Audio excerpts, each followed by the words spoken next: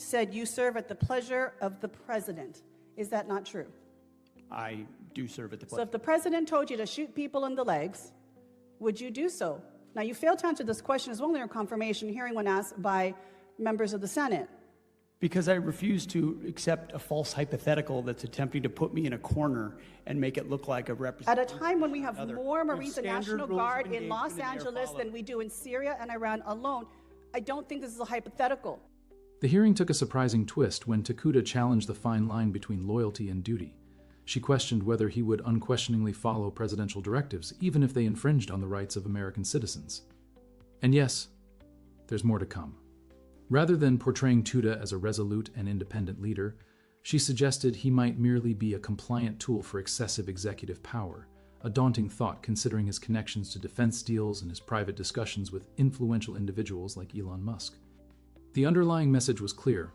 Is Hegseth truly devoted to upholding the Constitution, or will he yield to political pressures and corporate agendas, disguised as national security concerns? In questioning him, Tokuda illuminated a broader issue that, under the guise of patriotism and defense, unchallenged allegiance to a president might open the door to authoritarian rule. I recognize the gentlelady from Hawaii, Ms. Tokuda. Thank you, Mr. Chair, and I agree we've had many performances today, but what we'd like is some answers. Mr. Secretary, did you invite Elon Musk for a briefing on war plans with China to the Pentagon? Yes or no is simple. There's been a lot of hyperbole and incorrect reporting around that situation, but we did invite Elon over to come talk to us generally, but there was no war plans being discussed. Okay, so whose idea was it to invite him to the Pentagon for a briefing? You mentioned you served at the pleasure of the president. Was it the president's will to have him come and be briefed? Well, as you know, at that time, Elon Musk was leading up DOGE efforts, and we've taken a great investment in DOGE at DOD, and so getting his input on how we make DOD more efficient makes a great deal of sense. Okay, but don't you think it's a conflict of interest for the world's richest man? Many of the contracts that the DOD is engaged in, billions of dollars of contracts going to his company, and he is, as to your point, was leading DOGE, which was involved in cutting hundreds of contracts, but also becoming intimately aware of the platforms and the requirements that would be given out for new contracts. Did you not think it was a conflict of interest to invite someone with financial interests into the Pentagon to have firsthand knowledge of what they could then bid on for their own, enrichment? Ma'am, it was just an informal discussion, but I'll tell you, anyone that knows our Defense Department knows we show no preference to any company other than what your capabilities are, and we're grateful for the places where his companies benefit our national defense. So for a $280 million donation, the world's richest man with companies intimately linked and involved in billion-dollar contracts with the Department of Defense gained access into the Pentagon.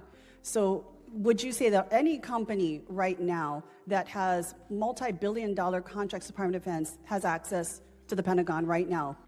Representative Jill Tokuda's intense questioning of Pete Hegseth wasn't just about Elon Musk's appearance at a Pentagon meeting, focused on war strategies as China's influence grows. Instead, it highlighted the worrying trend of privatizing America's defense decisions.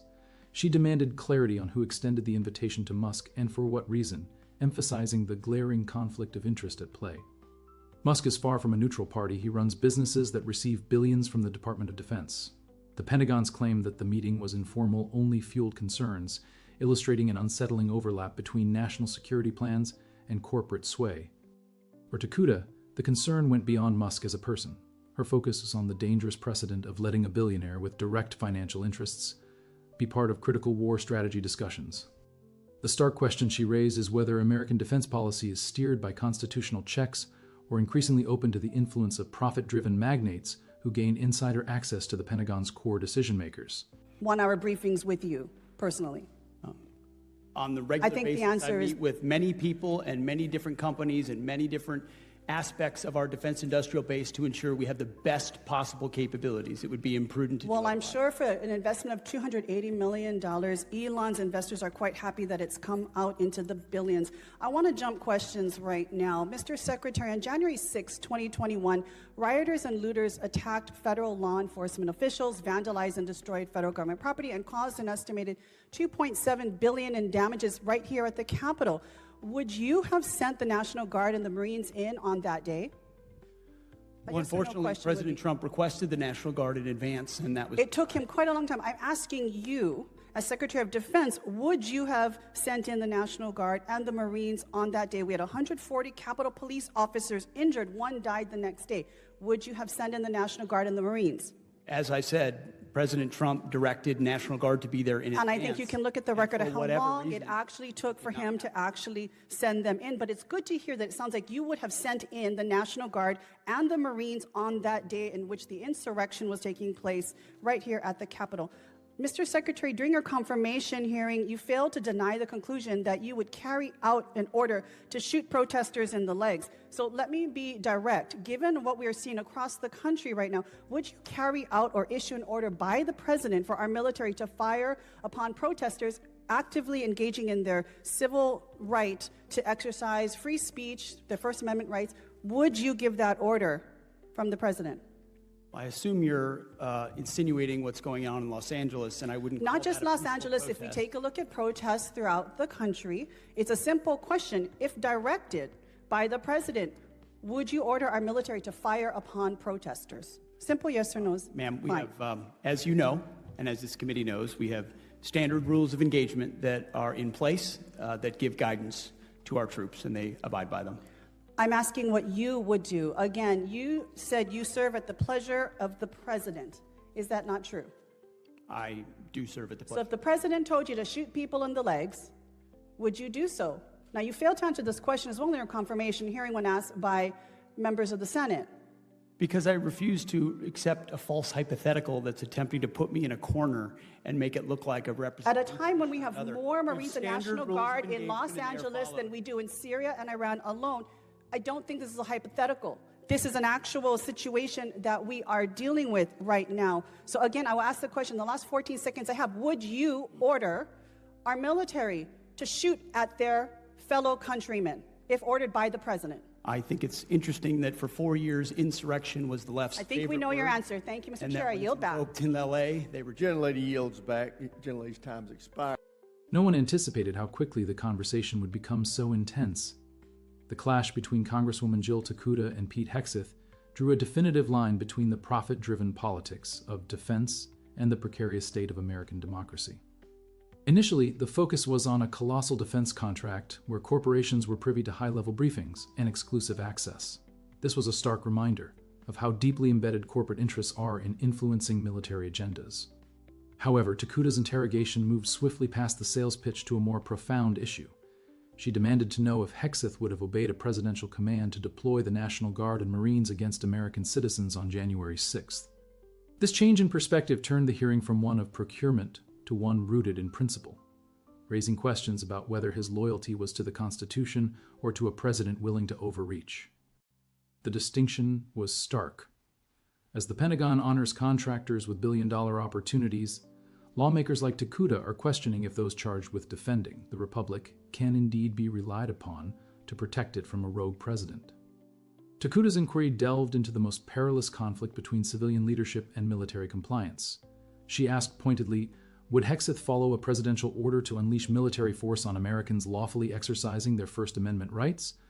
By revisiting this question, she starkly highlighted the stakes involved. This wasn't just a theoretical discussion about the chain of command. It was a test of allegiance to the Constitution. If Hegseth faltered, it implied a readiness to prioritize executive orders over the Bill of Rights, effectively endorsing authoritarianism under the guise of duty. Tokuda's line of queries illuminated a chilling possibility. Under the wrong leadership, the U.S. military might be utilized, not against foreign foes, but against the very citizens it vows to defend. The interrogation reached its most disturbing point when Tokuda asked an unthinkable question. Would Hegseth comply with a presidential order for American soldiers to shoot fellow citizens in the legs? The extreme nature of the question cut through the usual political performances, compelling both Hegseth and those present to confront the unsettling notion of whether allegiance to a president could ever surpass loyalty to the Constitution. The abrupt ending to the exchange, with another representative yielding back time, carried significant weight. It indicated that Tokuda's argument was clear. Either Hegseth would evade the question, revealing his unease, or he would acknowledge the truth that such an order would be unconstitutional, unethical, and indefensible. In a hearing otherwise mired in technical discussions and contract talk, this moment clarified what was truly at stake. It transcended budgets or procurement.